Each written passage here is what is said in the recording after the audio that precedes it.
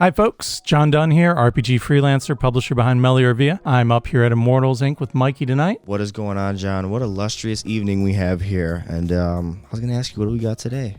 Well, I mentioned I'm not a huge D&D guy. Carlos keeps buying it, and so we've got this big shelf full of books for D&D, a ton of stuff from Wizards of the Coast, but we've also got a lot of stuff from other publishers.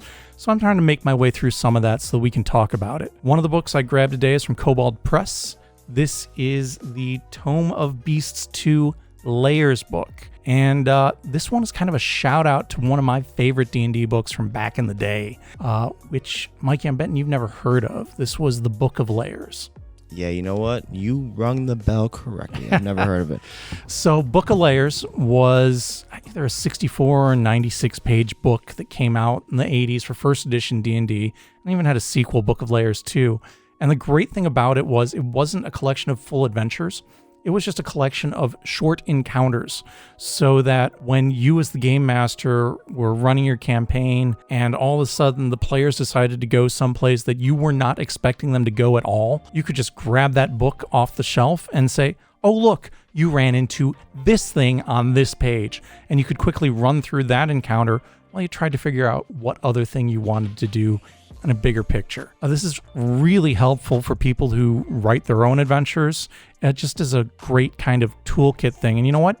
Meliorvia even published a book like this for Savage Worlds, but that's not what we're talking about tonight. Yeah, that's in the description, though.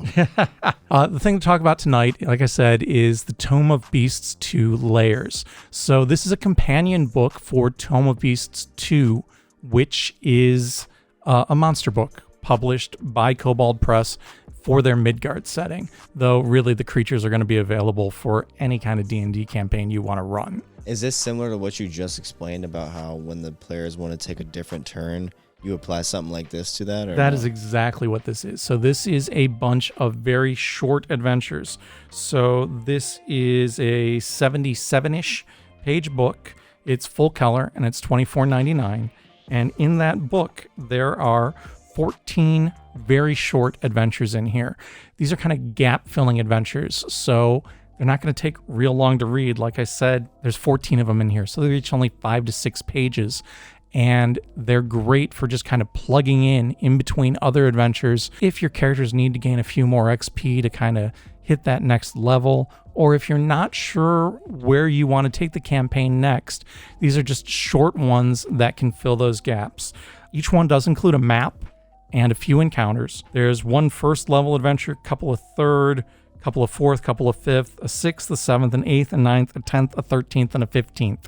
And my experience with D&D, if you're a level or two off, you're probably going to be okay with most of those. They do use some monsters coming from the SRD, so stuff you can pull right out of your monster manual, but they also draw on creatures from the Tome of Beasts too, and really they feature those.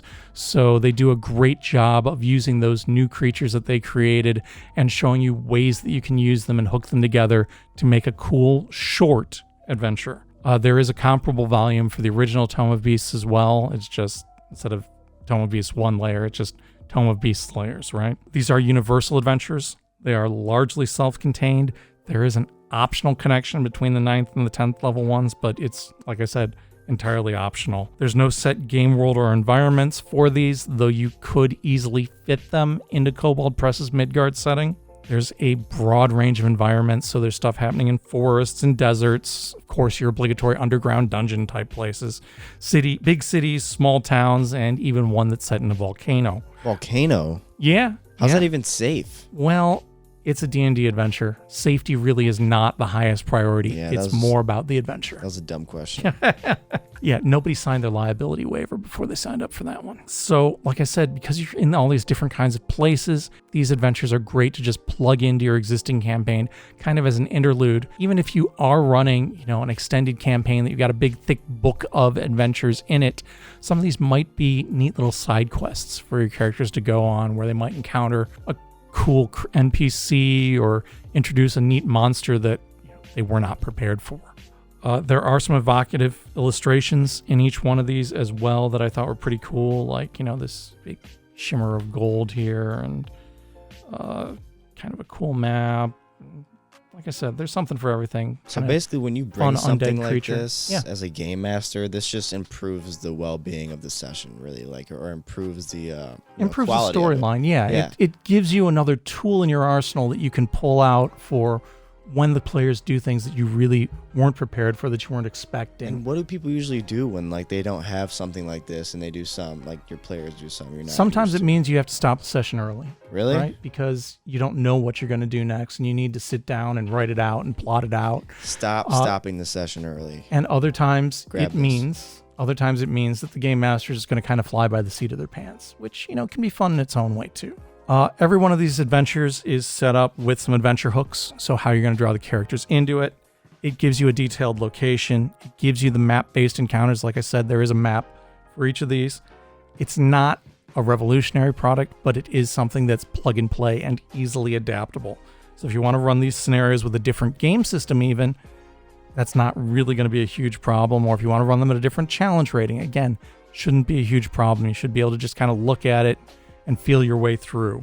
Just swapping the creatures if you're doing a different challenge rating really should be pretty straightforward. There's also nothing really game breaking in here. Low prep time, turnkey adventures, really for $25 and 80-ish pages. Get some real bang for your buck here. And the lead designers on this were Philip Larwood and Jeff Lee. I think they did a bang up job with this. Go Great check job. it out. It's here on the shelf at Immortals Inc., so stop in and take a look. Well said, John. And yeah, stopping your session early, man. Just grab one of these. Till next time, folks, good gaming. Peace.